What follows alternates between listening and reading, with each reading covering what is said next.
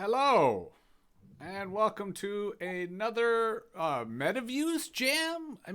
Normally we run salons, but we're kind of experimenting with different event formats as we sort of evolve into running more online events. And today's session is a conversation in the traditional way that we tend to try to structure these events. But it's a structured conversation, and that our good friend Vasiliki Bednar from Regs to Riches has joined us once again. And we also have our very good friend David Ryan, who has brought his wisdom and expert commentary as well. But rather than do the kind of general salon, we're going to really try to establish this as a kind of conversation, both with us on screen and hopefully with those of you watching at home or at work, or you've pulled over on the side of the road to tune in. I don't want to make any assumptions. But we want to talk today about the potential for public platforms. The idea of, if we were to do the Uber of the public sector, or an Uber for public service delivery, or for public problems, what would that look like? How could that work? And, this is where I will say at the outset, Vas and I co-published an issue yesterday with Regs to Riches, your newsletter, MetaViews, my newsletter. But Vas, I kind of have to give you full credit in that really I feel you were the primary author and I was kind of your foil in that I was both very interested and fascinated by the issue, but I wanted to start today by giving you the kind of lion's share of the credit as an excuse to start off this conversation of asking what was it about this subject that caught your curiosity, and why do you think that platforms for the public sector, or as I'm calling the potential for public platforms, exists? And what about it should we be looking at today in our conversation in terms of building off the newsletter we co-published? Well, you're very kind to say that, and I definitely think it was a team event. It's fun to write and think with you. I'm always learning something. Really, the hinge was people criticizing a couple of new platforms for personal support workers, PSWs, and PSWs are public sector workers. It's the publicly regulated profession, somewhat new. I believe it was created around the same time that we created early childhood educators, ECEs, that you see often in a childcare daycare setting, and sometimes in full day kindergarten as well. So, people were reacting to, hey, I recognize that a private entity has created a platform to connect workers, right, with maybe extra shifts, or from connecting them close to a geographical level. And the initial sentiment was extremely negative, right? That this is naturally bad, just because there could be a profit motive, or trying to go under the mechanics, which I actually think is good. I think meeting a new website, app, technology with some skepticism, thinking really about the business model, who it helps, who it harms, is something we should always do. But I don't and didn't agree that there's no space for the application of the mechanics of a platform with publicly regulated jobs, or in the public sector, or built by government. I'll stop rambling in a second, but one of the things you and I chatted a lot about were just at the basic level, there's a lot of matching issues. So let's not forget, these companies they're solving what they've identified as a problem in the sector. But it's a public problem that's being solved through private means. And maybe that's a great stopgap. Let's learn from it. But yeah, there's tons of matching issues, teacher allocations, substitute teachers, training medical doctors. Even now, you can imagine in the context of the pandemic, there are these call outs for people trained as nurses, people who have retired as nurses, people who have the expertise. How do we find them? How do we find efficiencies and kind of match those opportunities without changing the wage structures? I'm interested in thinking about that. I'm interested in thinking about it with people who know more than me and can imagine it better than I can.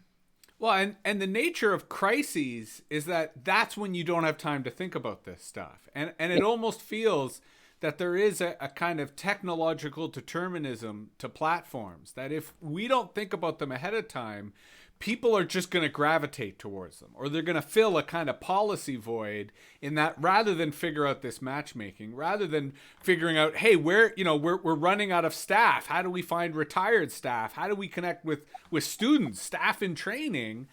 And that's where I think you did kind of identify a silver lining.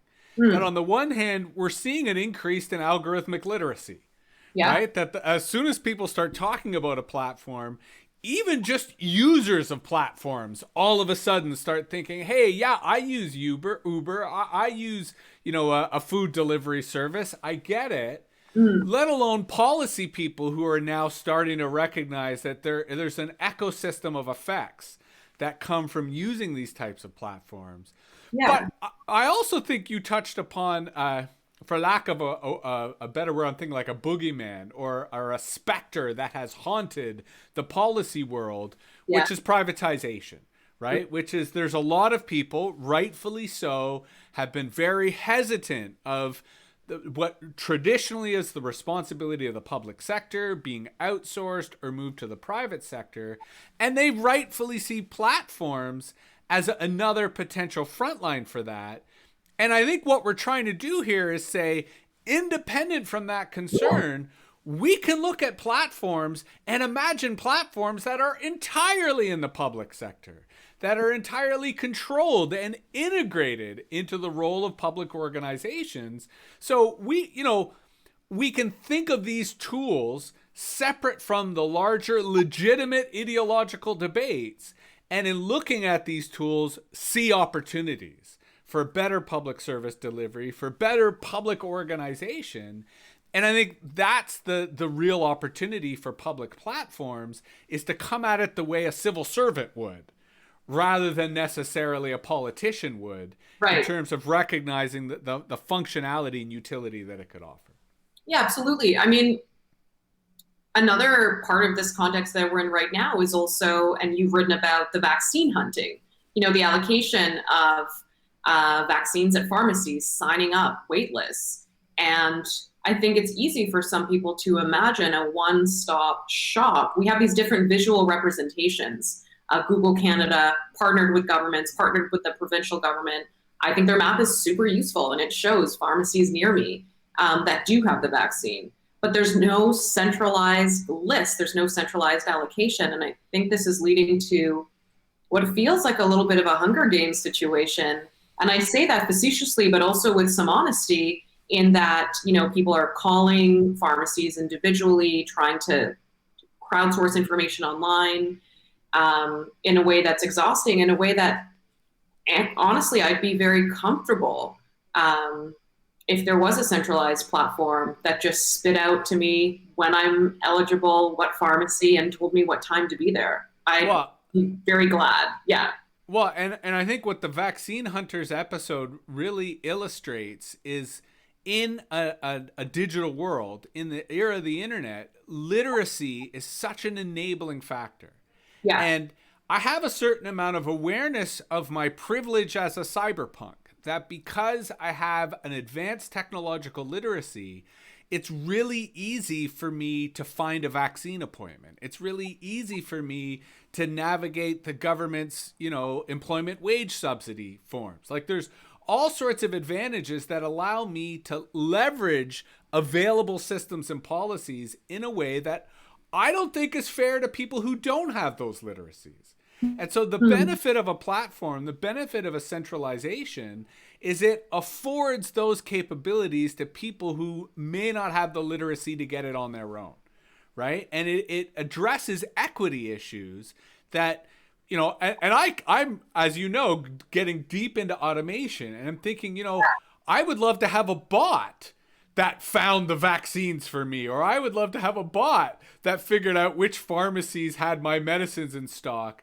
And so these platforms, to me, speak to a need to maintain universality and maintain equity in a way that, as humans, in an increasingly complicated society, to ask the individual to do that is kind of just not fair.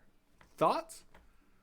I mean, it's not very, it's unusual. It definitely feels very unusual given the time that we had to plan and kind of also to imagine, and perhaps crowdsource, right? It doesn't crowdsourcing ideas doesn't only have to happen through detailed procurement mechanisms. I think Canadians are very creative. People expect to be asked for their expertise. People are thinking out loud. And now we have this kind of hasty, angry, retroactive imagining of, why not this? I wish this happened, and people expressing frustration. It kind of feels like a really bad game of Pokemon Go. My father texted me this morning and was like, hey, I'm hearing that some different pharmacies have some extra vaccine at the end of the day. Honey, maybe you can walk around Toronto to some pharmacies today. And I love him, right? That's so nice. He heard that. He wanted to share that information. But the information is also the tip is so bad. Yeah.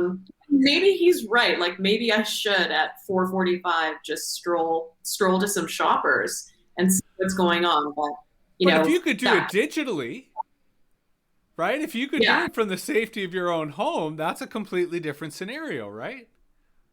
Totally different scenario. No. So then it's kind of why didn't we get there? Why didn't we get that extra step? Well, let's also be honest. Bandwidth. We're all going through this. I imagine anyone who's in a digital service context right now is working, more than ever before, juggling family demands, trying to maintain their own mental and physical health. There's always a design feature that maybe got stripped or, we didn't have the capacity for. So I hope that our imagining and remarks for anyone watching or listening don't seem that, don't think the experts building these things haven't thought of it or aren't intelligent enough to. By no means. Let's just address, if there's no public demand, if we have an inherent bias against any kind of tool that's a platform because of some of the behaviors of dominant platforms that have colored and come to characterize what we think of them, let's just also call out that does a disservice. The platform economy is complex, and it's also historically kind of young. So, it's let's write some of that history and let's add a new chapter. And to your point, let's add as a context to our conversation today that we are describing future capabilities, right? That we're kind of, playing the role as designers, both on a policy level and on a technology level. But I think part of the purpose of our conversation today, part of the purpose of co-publishing our issues is our friends in the respective digital services need more support from the political level, right? Yeah. They need more resources. They need more recognition on a public level because it's bad that they are stretched thin. It's bad that they're overworked and stressed out. We want to be investing in these capabilities, and I think that's part of the role. And I do, want to acknowledge our audience who are playing their own role. So I want to bring in a couple of comments from Sharita, who both asked the question, what is the relationship between a public sector worker platform and the public sector worker regulatory body? Which I think is a fascinating question because sometimes that might be implicit that the regulator operates the platform, but it shouldn't be. I think that could vary depending on the context. And then Sharita pointed out a platform for vaccine availability is different than a gig platform, which is correct, but it also notes the nuance, right? That different platforms, different purposes, different configurations of those platforms, different outcomes. So I'm curious to hear your thoughts on both the question and the comment. Well, say government were to build a platform for vaccine availability, my bet is you would not see the word platform. It would be called portal, something similar. And absolutely, you're right. Let's recognize that a platform for labor is fundamentally different than for an item. And also, if we want to stick on the labor side, if we're so upset with those personal support worker platforms, let's also be upset that often these workers aren't salaried. They're not paid for their time in transit. They're paid per visit, right? Their employment structure is already very kind of gigified. So, let's zoom out. There's an appetite or ability to take on additional shifts. We should want any of those additional shifts to be, at their choice. demonstrated with geography, maybe can help you kind of plan a route. But let's also make sure we're having the right conversations about the employment structures and salaries of workers that are also early childhood educators too. Like, we created these jobs, they're very underpaid. Yeah. But I mean, you raise an interesting point that I think builds off your original insight around algorithmic literacy. That I think our understanding of these platforms is increasing dramatically. And what you just described is the kind of values that are often implicit in these platforms, but could be very specific. Now, I'll take a moment to give a shout out to Kojaz77 for joining us and giving the follow. But what I thought when you first described to me the scenario of like the matchmaking or the care workers, I thought of the potential for surge pricing, right? Because especially in a pandemic, there's going to be a lot of demand for care workers, and there might be a shortage of them who are like, you know what? I don't feel like going into people's homes. It's too dangerous. So all of a sudden, their wages start going up due to supply and demand issues. Because instead of that being regulated by a central employer who's incentivized to keep wages down, when it's regulated by a central platform who perhaps a clear value is to increase wages, is to reward and attract people to the field. And that could include surge pricing so that, during a certain period, nurses who are going to go work in an ICU, which right now I bet there are a lot of nurses who are going, you know what, for what I'm getting paid, I'm not sure I do want to work in an ICU. You add in some surge pricing, maybe we should be paying nurses 10 times their normal rate to be working in an ICU in the midst of a pandemic. Again, I'm speaking out of turn here, but I'd love to see these labor dynamics as a potential side effect of these platforms. Yeah, I think the labor dynamics, it's hard for us to think of platforms, tending to boost wages. I think if you had a publicly regulated or offered platform in that regard, another benefit is that you could set the floor, right? So instead of the platform being a race to the bottom in terms of, who's going to undercut someone else on price, you could actually say the minimums, the standard hourly wage is this amount. But there can be more. You can set your own, what you're willing to pay, what you're looking to pay. It would be interesting. It would be fascinating as a pilot. And you're right. There are other times of demand, not just a pandemic, holidays, weather. I don't know how, I know the terms of how people tend to be employed, but I also know that, for the kind of employee that's looking for, looking to achieve this thing that's very elusive and seductive with work, which is autonomy. It can be a form of additional autonomy, right? Gig work.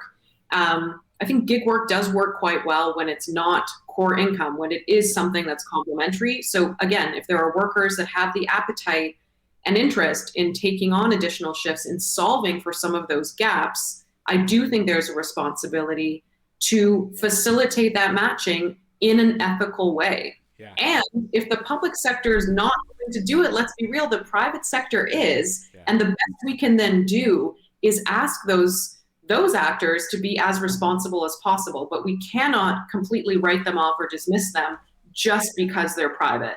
That's not going to get us anywhere. Agreed. Although Sharita raised an interesting point, which here at MetaViews we have written about in the past, which is co-op platforms, right? Yes. And platforms being, neither public sector nor traditional private sector, but, like worker owned and member owned. So imagine as a user, as a driver, you sign up to Uber, right? And you're committing to the cooperative. You're becoming a shareholder of the platform. Now, I also, interestingly enough, I shouted out Kojaz77, and it turns out that it's our good friend Sumit, who is an active member of MetaViews, very valued. So I want to read Sumit's comment and question because I think it really speaks to our what we're trying to get out of the conversation. Sumit asks, given the Canadian government is still figuring out the adoption of digital identity technologies, could that potentially be a cause for concern / resistance around the public sector taking on the potential offered by the platform economy? Do you see digital identity integration as an important part of this conversation around leveraging the platform economy? Because I mean, it's a really interesting part when you reflect that what we haven't talked about yet, and I don't think we alluded to it in our issue, but I don't think we teased it out, which is the reputation ranking part of platforms, right? That there is an identity system embedded in each of these platforms, often not well thought out. But it is the trust element, right? Why would I go into a stranger's car? Why would I stay in a stranger's home? And it's because the platform has built in this kind of identity infrastructure. A private sector organization can do that willy-nilly. But in the public sector, we got to take identity seriously. I think that's where Sumit is really hitting a really interesting design challenge, but also capacity issue when we think about where the public sector's at.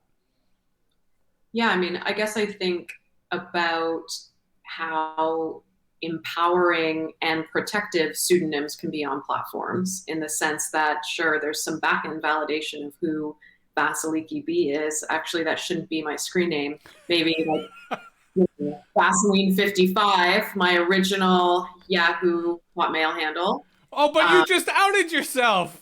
No! But I guess it's like, you want to create trust. Sure, you know, to me, I'm hearing the question as, is digital identity a vehicle for trust if you are engaging with a public sector worker, a substitute teacher, that you feel sick, it's nighttime, you need to get a substitute teacher in tomorrow for your online class. How are you going to find them? Well, that's probably some kind of more internal platform, and maybe it exists. Honestly, I'm not deeply familiar with the mechanics of how that happens. My understanding is it's kind of list based. My hunch is it can be improved. But out the gate, no, I don't see the digital identity integration as something that is a precondition to imagine these kind of platforms, because the people hiring those kinds of services may also want some degree of anonymity. If my husband needs care because he's been in a bad accident and, you know, we need a nurse to come over a bunch of times, maybe we don't want that associated with his name or my name in a public domain situation, and that would be fine. I think there are a lot of good reasons for people not able to see that, right, in the review process. I don't know. You just made me excited about the potential for public platforms even more, because for years I've been struggling and frustrated with how do we get government to take pseudonymity seriously. Yeah. Right? How do we support the idea that maybe controlled anonymity or responsible anonymity is an essential part of a democratic society, especially in a digital society? And I think you just gave us the back door. That by introducing platforms as a legitimate public service delivery, as introducing platforms as an efficient means of resource allocation, we can also introduce the idea that pseudonymity is an asset, and that people deserve the right or the ability to obfuscate their identity in certain circumstances. Yeah, and let's also be honest. I mean, it's like, I think of OkCupid's policy change, right? Do you remember when they had that policy change of now you have to use your real name, and the arguments for and against that? You know, again, zoom out. There's a particular hilarity with the pseudo-anonymity, like anything that's also associated with our face. Let's just use OkCupid for a second, because I think it's a better imaginary device. But you have pictures of yourself. You have information, broad information about yourself, the neighborhood you live in, maybe, the type of profession you have. It's one of the least anonymous places to be. Yeah. But they offered people the ability to have a playful, you know, handle, and then took that away. So, you know, again, benefits, harms, what's outweighing kind of which side. And if you want to think about, you know, you're inviting someone into your home to provide care, medical care for a loved one or for, you know, a senior, you might want them to speak a particular language, right? Now, does that start to open the door for discrimination, or is that just a better use of the platform? These are the kinds of conversations we could have as a public, instead of, again, we haven't offloaded or shirked this. I think we missed the opportunity. So now we're being pushed because there are those private actors. The question is, what's the scale up? The new question I'm throwing into the mix, because now I'm pivoting us, here we go, is, do these platforms, Staffy, BookJane, is their scale up plan to be imported by government? Right. Because that's interesting too. And sometimes you see that, a company's kind of growth plan is to be, embedded, say, into the healthcare system typically. Yeah. But let's ask, is that a successful exit for government to purchase one of the platforms and sort of say, this is the one we're going to have? I don't know. But if I look at, your turn. And then I was just building on your point. I think you're onto something, because I've always been critical of the kind of startup culture that says, like, we're just looking at the exit, right? We have no intention of moving this business forward, of scaling it up. We just think that we will be an attractive acquisition target. And you've raised an entirely fascinating dynamic, which looks at the state or public sector organizations as potential exits. Because here's where it gets even crazier. Because a few times today, you've legitimately raised the kind of, if the public sector doesn't do it, the private sector is going to fill the void. At what point does the network state, at what point does the corporate state start becoming a viable alternative? Because all these entrepreneurs are creating these ideas which they intend for government, but government doesn't have the literacy or capability to recognize that. And so corporations with billions of dollars in cash reserves start gobbling up all these functions. And that's how you get a privatized state, not through existing services being privatized, but through the startup ecosystem, right? Yeah. Basically creating the fertile ground for this stuff to take place.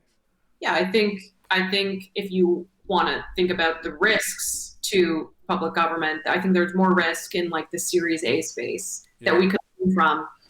And, is a successful exit going to government? One way to look at a successful exit is, a pilot that's proven itself. You've got concept. It works. It was invested in by outside actors. Would that be palatable? Is there a universe where the federal government purchases Maple? No, because they can't afford it. But let's be honest, Maple is a better version of a national telemedicine platform.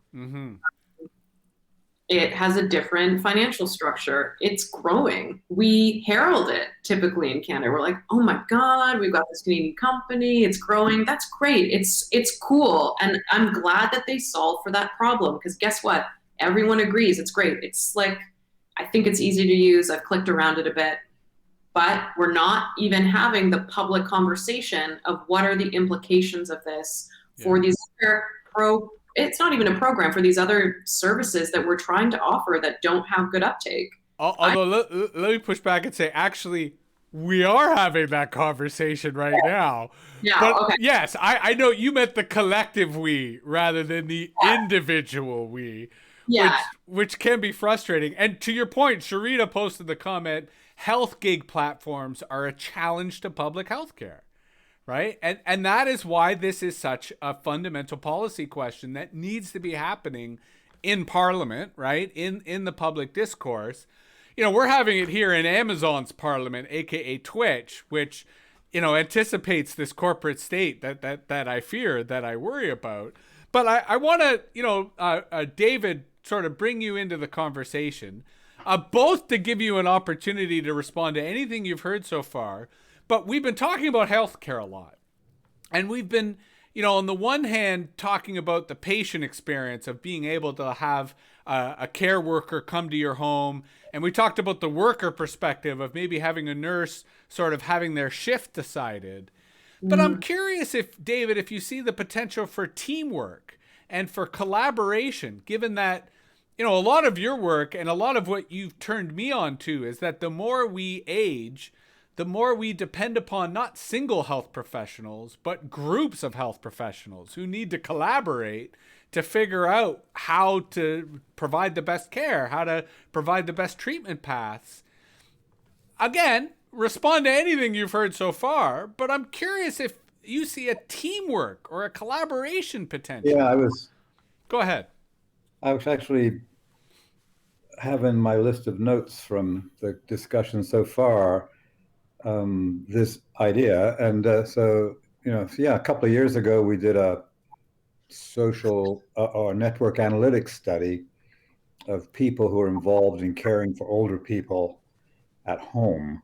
And we were testing so for Jesse's right, when you become frail, then the network of care providers expands. And the myth is that the older people are cared for by lots of others. They think we talk to one another, but we don't. And so we used social network analysis to examine that. And what we found was we found interesting networks, but we were not able to confirm the hypothesis that we had proposed, because older people don't think we talk to one another. Mm-hmm. They know that we don't. Mm-hmm. So a platform in which people who, cared for the same person were able to connect with one another could be a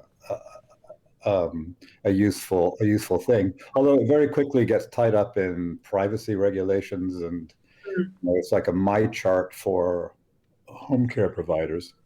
I kind of got stuck on the PSW thing, because the last thing I did before I retired was do a training program for PSWs. And one of the things I discovered about PSWs, even though I've worked with PSWs all of my life on an individual basis, getting a group of PSWs together, you find what enormous diversity there is, and what implications would this great diversity have for platforms.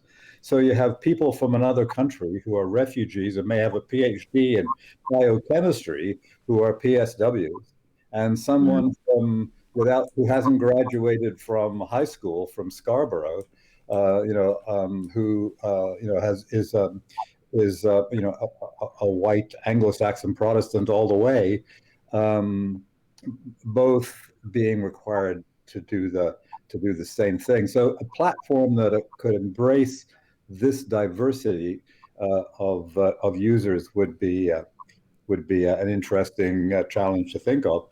And then I was thinking about the idea of the power to PSWs and giving power to PSWs. They're underpowered people, and the idea of a PSW cooperative. But at the same time, I know that there are agencies whose fundamental purpose is to coordinate and lead and operate PSWs. PSWs don't have any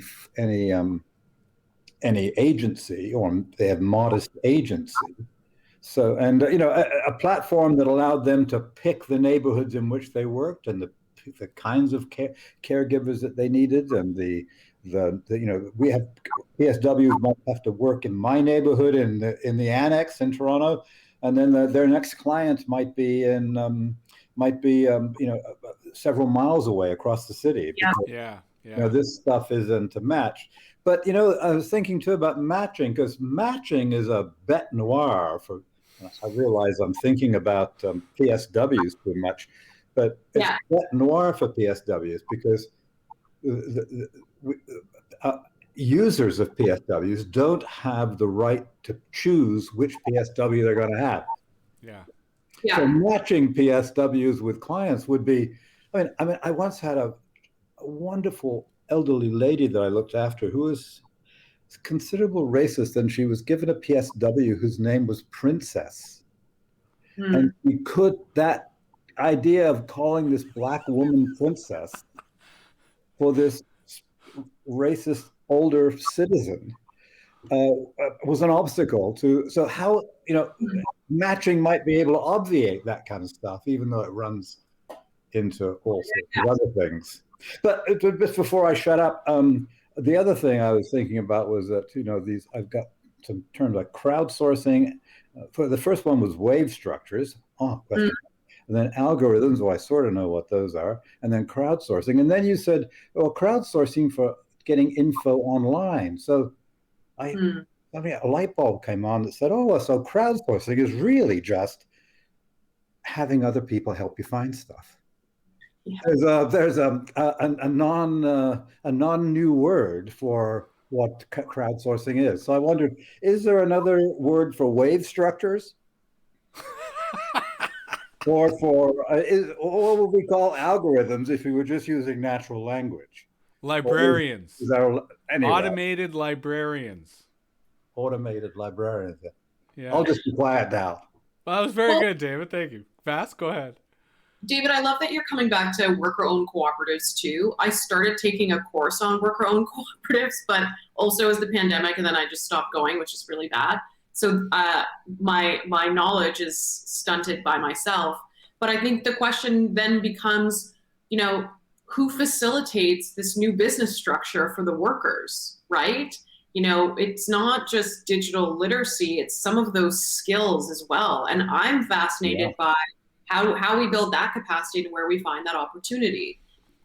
Getting out of a pandemic context, just for the sake of our imaginations and for the moment, Ottawa is the only city in Canada that has a centralized wait list for childcare.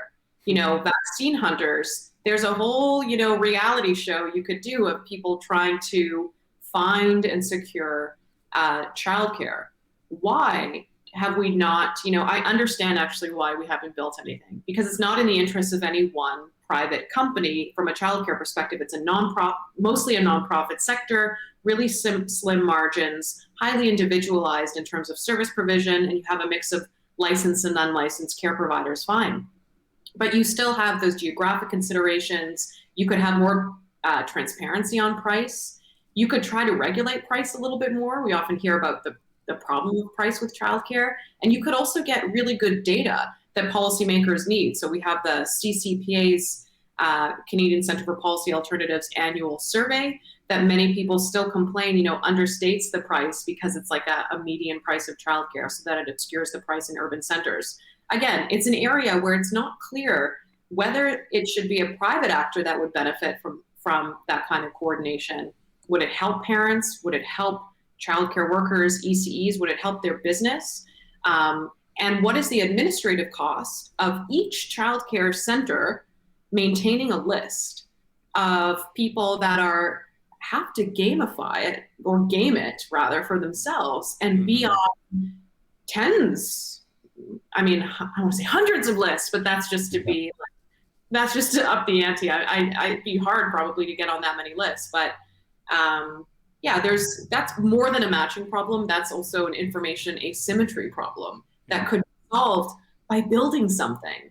And then it just comes down to who's going to build it. I think the public could build it and own it for citizens. I think it could be a comparative advantage for municipalities, frankly, to be like, it's not just the price for childcare, but you're going to be able to get it and choose if you live here. I'm done.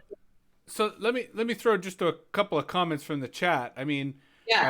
Sumit earlier pointed out, to your point, Jesse, platforms can be leveraged for distributed innovation that I feel is a lost opportunity the public sector isn't tapping into yet.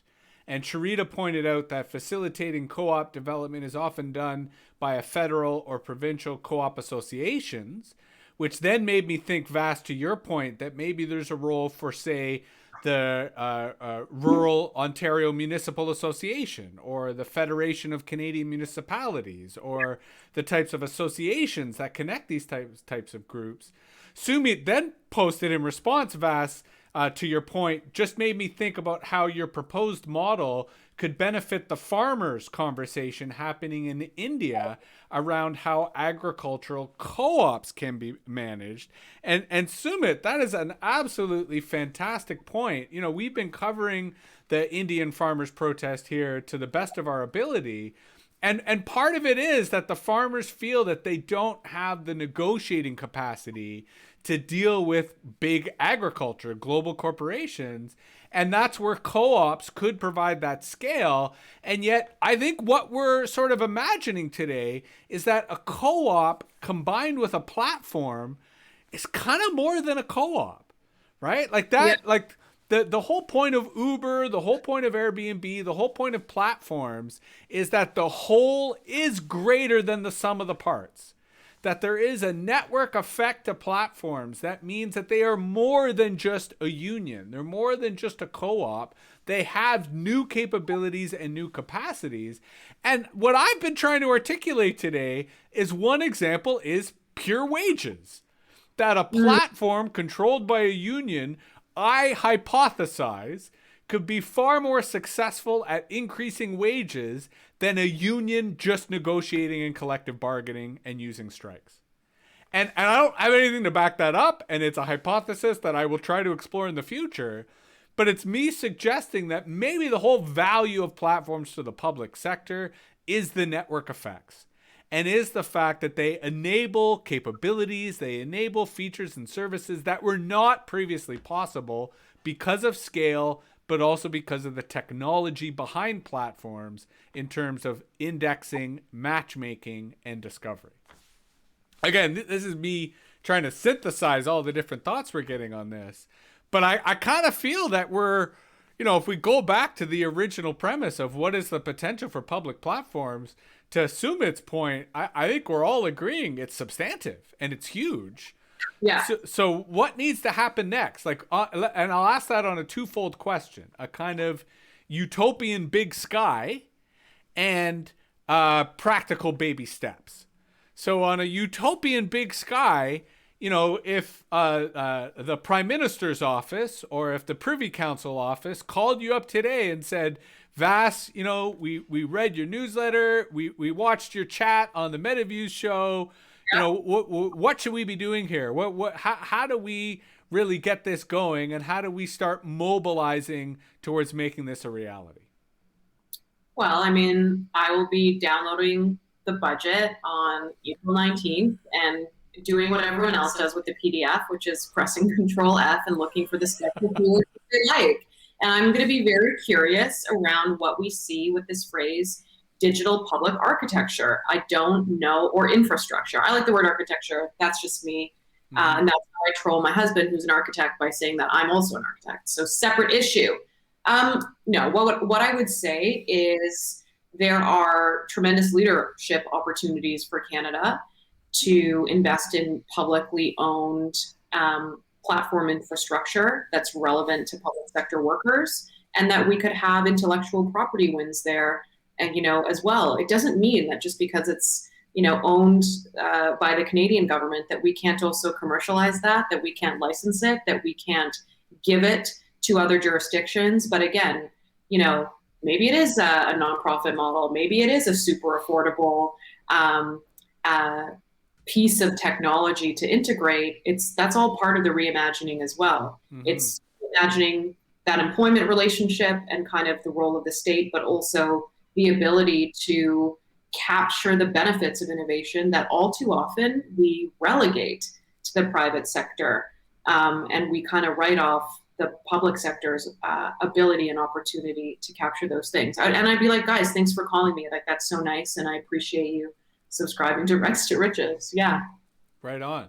Now, on the kind of baby steps.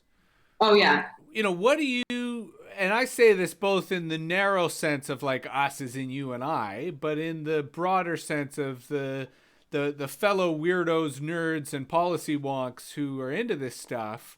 What can we do in our own modest way to kind of move this forward and develop it so that when our friends in the PMO or the PCO kind of tune into this, we're able to really give them the kernel or the seed to get this thing growing? I think it would be powerful to invite people to a kind of design jam and to have an output that actually gets closer to like a briefing note or a document of different approaches we heard, what could the structures be, to kickstart more conversation, to have something that can be circulated, that can be riffed from, so nobody's starting from a blank page. Mm-hmm. And also recognize, it's not about waiting for public actors to totally take this on by themselves. There's a role for us as citizens, for people who have that kind of work experience, even better understanding where the matching challenges are, where the inequities exist, where the, again, administrative burden is unnecessarily high.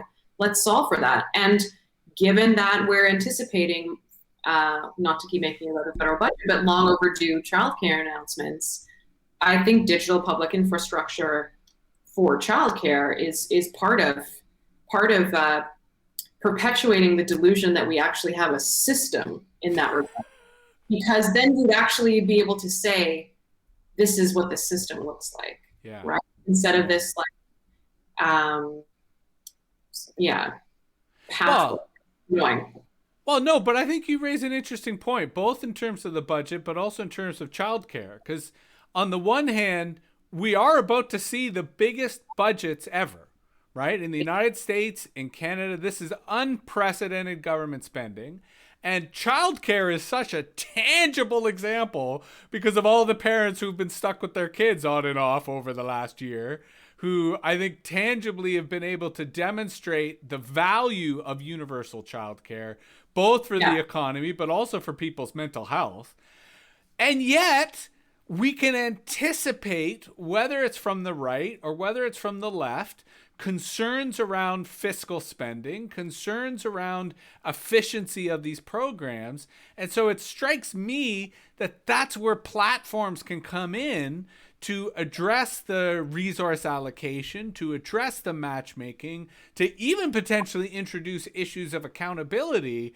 So I think you're right. I think you're spot on in that your instincts are telling you, on the one hand, the budget is a policy opportunity, but I think it's also a technology opportunity when we think of platform as tool and the role that that platform can play in a period of unprecedented government spending, necessary government spending, but contentious government spending, because it will be, minority government or not. It is going to be, especially in the United States, given like Biden's infrastructure plan is like ludicrous. And I say that in a good sense, right? It's welcome, but it will also be met with incredible opposition and contention. So I kind of, based on today's conversation, I kind of anticipate that platforms are going to play a role in that. And if they don't, then I think they're wrong. Sorry, David, you wanted to jump in. Oh, I was just going to say, yeah, it's interesting you mentioned Biden and the infrastructure plan, but he doesn't call it an infrastructure plan. It's a jobs plan. Yeah. So I think Vasiliki is right in the sense that the childcare issue in the budget is a compelling and timely opportunity, but we're not going to be selling platforms. We're going to be selling better childcare. Yeah. Right? Sell a system. Yeah. And I mean, look, the platform is just the way to get it, but we're not trying to convince people that platforms are good. Well, go ahead, Vas. No, sorry. I mean, I think it's part of answering to say with any kind of legitimacy that we are building a childcare system. Yeah. I think people are curious, like, what is the infrastructure of that? What does it look like? And let's be real, we haven't, to my mind, and maybe I'm wrong, but I don't mind being wrong, we've not elected a civic technologist yet in Canada. Yeah. That will revolutionize some of our public discourse as well. I feel like we're on the cusp of that. It's on the horizon, but we're to be asking our political leaders more and more, what have you built? What have you facilitated? What can you do? What's your imagination? And that's a way to demonstrate it. I mean, if you ask them now, I think, this may be a sweeping generalization, but if you ask them questions now, their mind would turn to things that screwed up. Yes. That totally. Made. And I think, David, earlier you were talking about language, right? And rolling the words back and using the kind of phrases that are more evergreen or timeless. I think that has to be part of this design jam, right? That part of, we take for granted the jargon we use to describe platforms.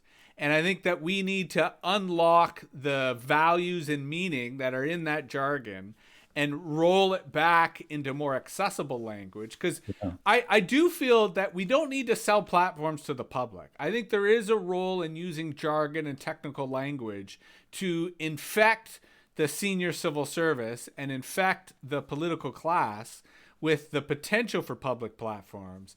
But if they are going to be successful in then turning around and making that accessible to the public, then perhaps part of our job as architects, as designers, is to come up with a new vocabulary that describes everything about platforms that attracts us, but does so in a much more accessible form and in a universal form, so that that public sector worker instantly goes, yes, that's how I'm getting paid more money. And the person who needs care says, yes, that's how I'm getting the care person who's going to be responsive to me. And the bureaucrat says, yes, that's how we're going to make sure we get efficient resource allocation, without everyone getting their own, politicized interpretation of the jargon we use. Does that make sense, David? Yeah, oh, it does. I was thinking that a few years back now, I think I got $8 million from the Ontario government to teach geriatrics in primary care.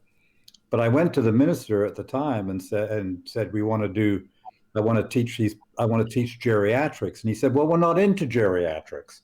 But we are into family health teams. Mm-hmm. And I said, well, family health teams, you can't just put people together to be a team. They need skills. There are a lot like the skills that are required to care for an frail older person. You let me and my team teach family health teams how to be teams, and I'll do that for you. If you let me at the same time teach them how to care for frail seniors. And so we had an acceptance. That would not have happened otherwise. Does that make sense? Yeah, and it makes me wonder, how does one embed such nuance into a platform that allows for that type of value exchange, that allows for that type of mission exchange, which I only ask that because I wonder if you can't, right? And that's where, as an aside, to preview a future session we may do, I'm obsessed with hybrid systems that combine automation and human, that combine the automatic side of a platform with an animator, with a librarian, with an actual human who can introduce that kind of nuance. Vas, you wanted to jump in?